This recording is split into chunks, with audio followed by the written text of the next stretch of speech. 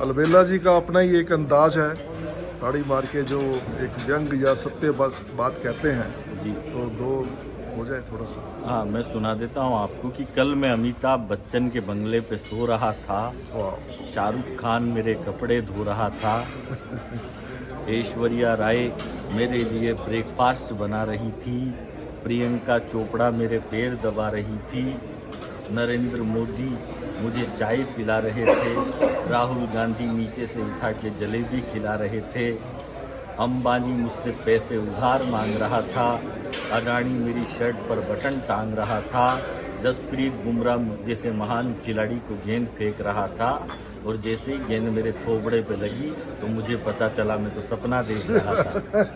Thank you very much, nice meeting. 82 अच्छा घर बनाना किसी को नहीं आता, बुलबुल से ज्यादा मीठा कोई नहीं गाता, चींटी से ज्यादा उत्साह किसी में नजर नहीं आता, शेर से ज्यादा साहस किसी में पाया नहीं जाता, पर हास्य ही वो तत्व है जो मनुष्यों के हिस्से में आता है और उसे संसार के दूसरे प्राणियों से भिन्न बनाता है। तो दूसरे प्राणियों से जो हमारी भिन्नता है उसका प्रमाणीकरण प्रस्तुत करने के लिए हास्य रस के जादूगर को बुलाना चाहता हूं, जिसका नाम है ठहाकों का मेला अर्थात सुरेश अलबेला। जोरदार तालियों से दिमाग पे लोड पड़े, आप थोड़ा आनंद के मूड में आ जाओ।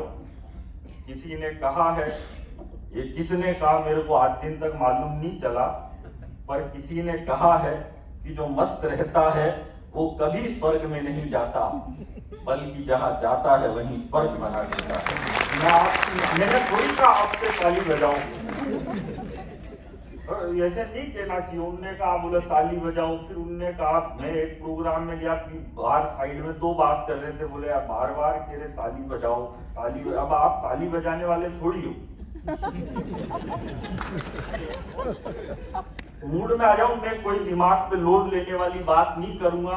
भगवान कसम में कोरोना काल के बाद इतने सारे जिंदा आदमी पहली बार ही देख रहा हूं। कोरोना काल में दो ही लोगों ने देश की सेवा करी, एक तो डॉक्टरों ने और दूसरी पुलिस वालों ने। हालांकि डॉक्टर जब दूसरी वैक्सीन लगाते थे तो पूछ लेते थे पहली वाली कौन सी साइड में लगी थी।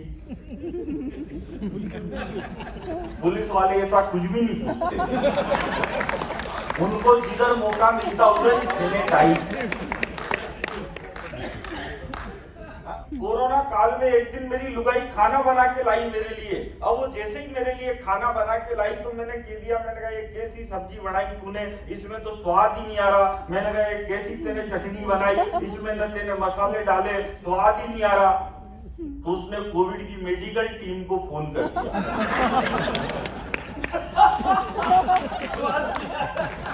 मेरी हस्बैंड की जुबान का स्वाद गायब। ओ भाई साहब 4-5 आए मेरे को यमदूत की तरह टांगा टोड़ी करके उठा के ले गए। जैसे ही मैं वहां पे गया तो उन्होंने मुझसे जाते ही पूछा तुम किस किस से मिले थे। मैंने कहा मेरी लुगाई से, मेरी सासू से, मेरे ससुर से। मैंने भी पूरे खानदान को अंदर करवाया। आदमी को मस्त रहना चाहिए भाई साहब।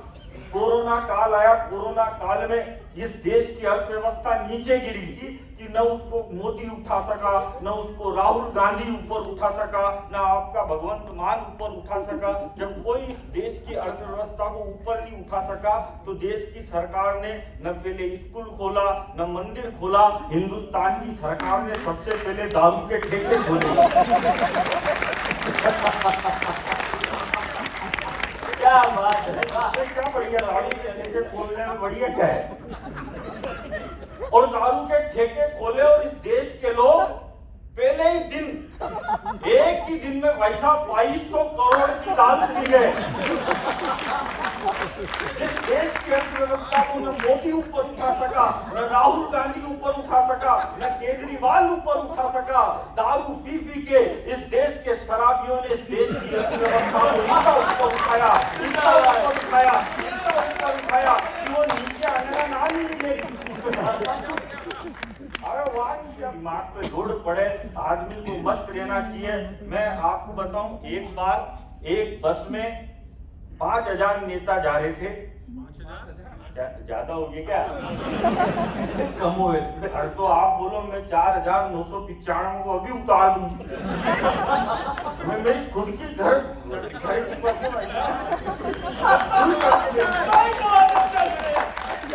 मैं बस को फुल करके ले जाऊंगा ना, आप की तरह होल खाली थोड़ी रखना है मेरे। बहुत बढ़िया क्या है भाई साहब, मेरे साथ दिक्कत हो जाती है। अब जैसे आप प्रोग्राम का संचालन कर रहे हो, कभी कभी मेरे को भी दे देते हैं ऐसे संचालन, तो एक बार दे दिया मेरे को संचालन, उनसे भी बड़ा जो जिनकी टीम में आप सारों रहते हो, तो उनने मेरे से कह दिया, बोले यार मैं America, London, America, England, New Zealand, Holland, Poland ऐसे देश गया हूँ, तो तू माइक पे थोड़ी सरका देना। बोले कि भाई साहब बड़े कवि इधर उधर गए हैं तो माइक पे सरका देना। तो मैंने भाई साहब माइक पे सरका दी। मैंने कहा भाई साहब इतने बड़े कवि, भाई साहब इतने बड़े कवि, भाई साहब ने 65,000 देशों की यात्रा करी। फिर मेरे को बाद में मालूम चला इतने तो देश ही नहीं होते, थोड़ी ज्यादा सड़क जाती है। और ये भाई साहब आप जो फोटो खींच रहे हो ना, ये जमाना गया, अब नया जमाना आ गया। अब हम लड़के तो कम करते ही यूज, लड़कियां ज्यादा करती। अब लड़कियों को फोटो खींचना हो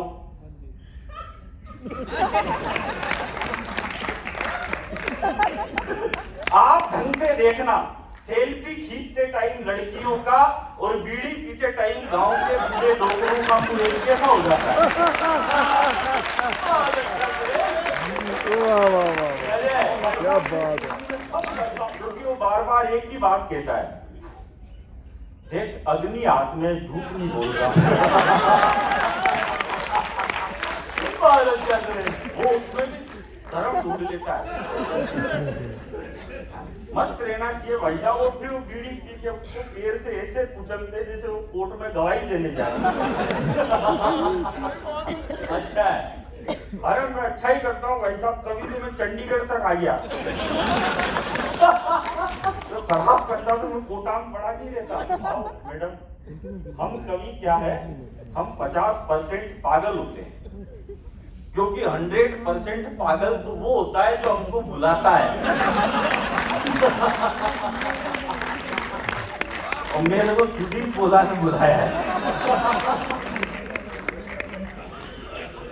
और लोग कह रहे, बोले देश में विकास नहीं हो रहा, देश में विकास नहीं हो रहा। अब तो भाई साहब इतना विकास हो गया, अब तो हम चांद पे पहुंच गए एक बार में थोड़ी। इसके लिए हमको ट्राई करना पड़ा। इसके पहले भी हमने कोशिश करी थी चांद पे जाने की, तो हम 2 किलोमीटर से चूक गए थे, तो ये सारे छोरे छोरी बावड़े हो गए। बोले अब हम चांद पे पहुंच गए, पाकिस्तान वाले भी अब फक्र से कह सकते हैं कि चांद हमारे बाप का है।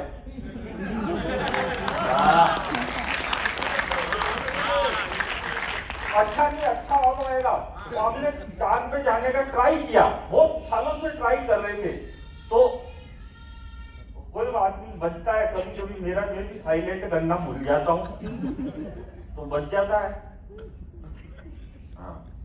हालांकि या तो अभी रात को इसी या तो उधार वाले का बचता है या जुगाड़ वाले का बचता है।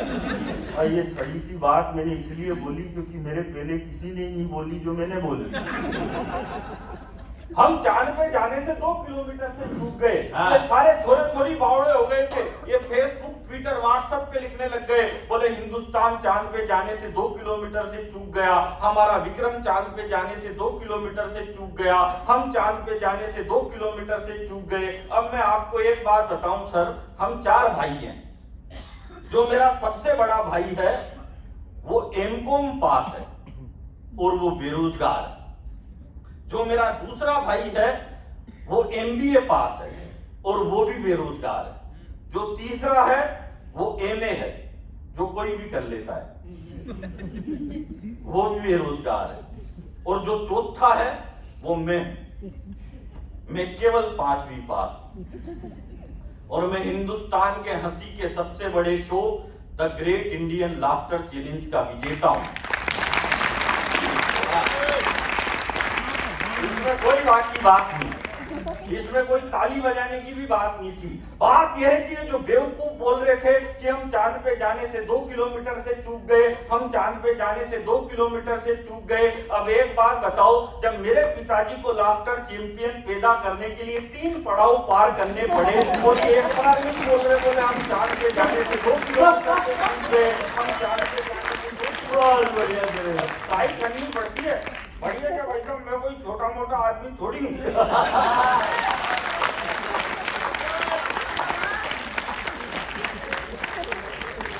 ज्यादा पढ़ा लिखा होने से कुछ भी नहीं होता भाई, आप सब पढ़े लिखे ही हो,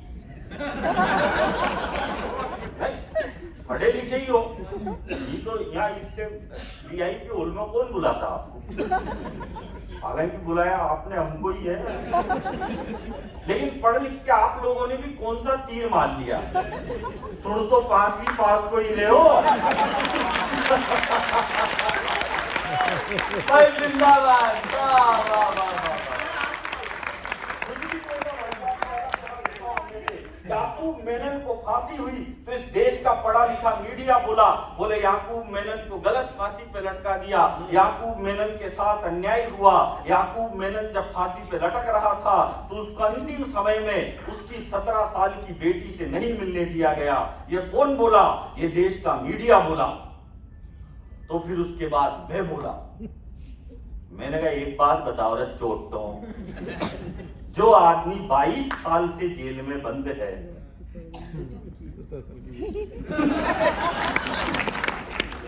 उसके 17 साल की बेटी कौन सी वेबसाइट से डाउनलोड करते हो यार? ज्यादा पढ़ा लिखा होने से कुछ भी नहीं होता और ज्यादा अमीर होने का भी कोई फायदा नहीं है। अमीर आदमी वो नहीं होता जिसके घर के बाहर 10 BMW खड़ी हो, अमीर वो भी नहीं होता जिसके पास 1000 एकड़ की संपत्ति हो और एक पंक्ति पर मैं सबकी तालियां चाहता हूँ। अमीर वो भी नहीं होता जिसके घर के बाहर BMW मर्सिडीज खड़ी हो या जिसके पास दुबई में फ्लैट हो बुर्ज खलीफा में, जिस घर के बाहर बच्चे और बुजुर्ग मुस्कुराते हुए मिले, समझ जाओ कोई घर नहीं है। तो मेरे वहां पे भी शो होते हैं, हाँ, और मैं उनसे पैसे लेके आता हूँ, उनसे जिनके पास ही भिखारी के कटोरों में से चिल्लर लेके आता हूँ। तो अपने को कोई मतलब नहीं है Pakistan, Pakistan, New Zealand, Africa, London से। अपने को तो हिंदुस्तान से मतलब है। और आप हिंदी का आपने इतना बड़ा यज्ञ यहाँ पे करवाया, क्योंकि देखो अंग्रेजी A फॉर एनिमल से शुरू होती है और Z फॉर जेब्रा पे खत्म होती है। हिंदी का कबूतर से शुरू होती है और ज्ञानी पर खत्म होती है, इसलिए हिंदी जरूरी है। हालांकि इंग्लिश भी ज्यादा हार्ड नहीं होती। और मैं ट्रेन में बैठा तो मैं गलती से राजधानी एक्सप्रेस में बैठ गया, मथुरा जा रहा मैं वृंदावन भगवान के दर्शन करने के लिए। तो जैसे ही मैं ट्रेन में बैठा तो सबसे ज्यादा रिश्तेदारी अगर कहीं होती है तो ट्रेन में ही होती है। तो 2-4 आ गए मेरे पास, बोला भाई साहब कहाँ जा रहे हो? मैंने कहा मैं जा रहा हूँ मथुरा भगवान के दर्शन करने के लिए। अरे बोला आप गलत ट्रेन में बैठ गए, राजधानी एक्सप्रेस है, मथुरा रुकती नहीं है, डायरेक्ट कोटा में रुकेगी। और मैंने कहा तो गड़बड़ होगी, अब तो मेरे को कोटा जाके वापिस आना पड़ेगा। तो बोला ऐसी कोई दिक्कत वाली बात नहीं है, ये ट्रेन थोड़ी मथुरा में स्लो हो जाती। तो जैसे ये ट्रेन मथुरा में थोड़ी स्लो हो तो आप एक पाँव बाहर निकालना और थोड़ा सा कूदना, और कूदने के साथ थोड़ी अपनी स्पीड मेंटेन रखना। और स्पीड मेंटेन रखोगे तो आप धीरे धीरे भागते भागते उतर जाओगे। और वो भाई साहब 15-20 आगे मेरे को टांगने के लिए उतरो।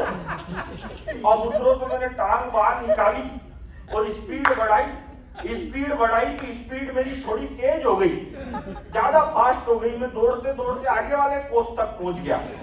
तो आगे वाले कोच वालों ने मेरे को हाथ पकड़ के ट्रेन के अंदर खींच लिया।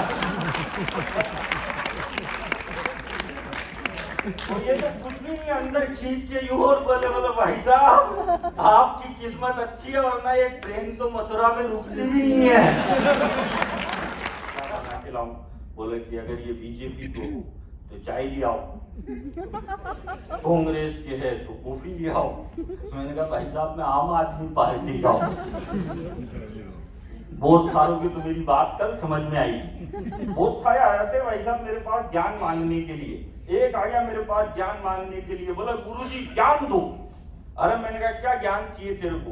बोला ऐसा ज्ञान दो जो लुगाई जिंदगी भर मेरी गुलाम बन के रहे। मैंने कहा ऐसा ज्ञान तो मेरे खुद के पास ही नहीं है, तेरे को कहां से दूं? बोला आप तो इतने बड़े कलाकार हो, इतने बड़े कवि हो, आप तो दे ही सकते हो ज्ञान। तो मैंने कहा ले जा ज्ञान। तेरी शादी कब है? बोलो भाई साहब अगले महीने है। तो मैंने कहा ठीक है तू ले जा ज्ञान। मैंने कहा एक बात बता तू पीता है? बोला भाई साहब मैं तो हाथ ही नहीं लगाता। तो मैंने कहा हो गया काम। बोला क्या करना है? मैंने कहा कुछ भी नहीं, शादी के पहले ही दिन लुगाई के पास एक दारू की बोतल ले जाके रख देना। तेरी लुगाई जैसे ही दारू की बोतल देख के कहेगी कि ये कैसा बेवड़ा पति मिल गया मेरे को, शादी के पहले ही दिन दारू की बोतल लेके आ गया, तो उसी के सामने दीवार पे फेंक के फोड़ देना और कह देना आज से तेरे प्यार में बंद। तेरी लुगाई जब तेरा इतना बड़ा त्याग और बलिदान देखे तो जिंदगी भर तेरी गुलाम बन के रहेगी। उसने वैसा ही किया, शादी के पहले ही दिन दारू की बोतल ले जाके रखी। उसकी लुगाई देखते ही बोली ठीक है बनाओ, लेकिन मेरे पेट में सोडा मत डालना। फुल देवता है। तो अपने देवता के खिलाफ क्यों बोलो यार? अच्छा हमारे देश के पहले प्रधानमंत्री हुए नेहरू जी।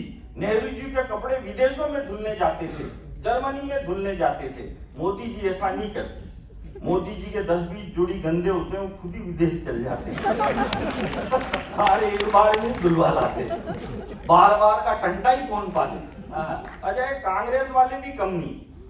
हमारे देश के जब बीजेपी के प्रधानमंत्री बने अटल बिहारी वाजपेयी, तो कांग्रेस वालों ने उनकी 13 दिन में सरकार गिरा दी। वो बोले कि यार ये बीजेपी वालों को देश चलाना नहीं आता, ये अटल जी बिल्कुल भी अच्छे प्रधानमंत्री नहीं है। फिर अटल जी थोड़ा पीछे हटे और अडवाणी जी मुख्य धारा में आए।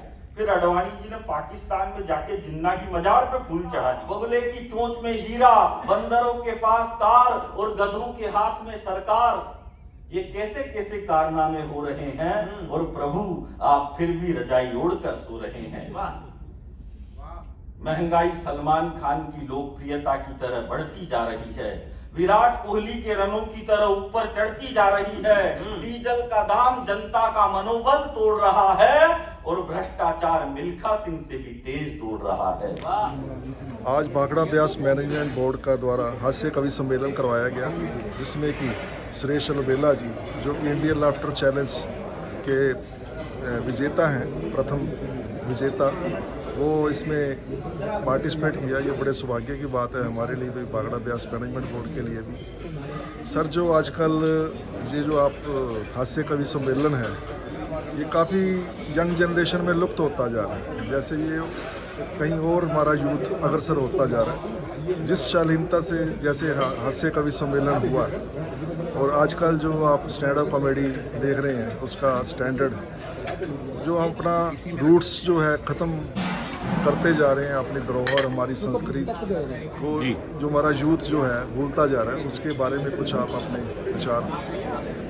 देखो ये वाकई में चिंताजनक बात तो है, लेकिन हम हास्य कवि सम्मेलन अभी तो अपने चरम पर हैं और बहुत हो रहे हैं।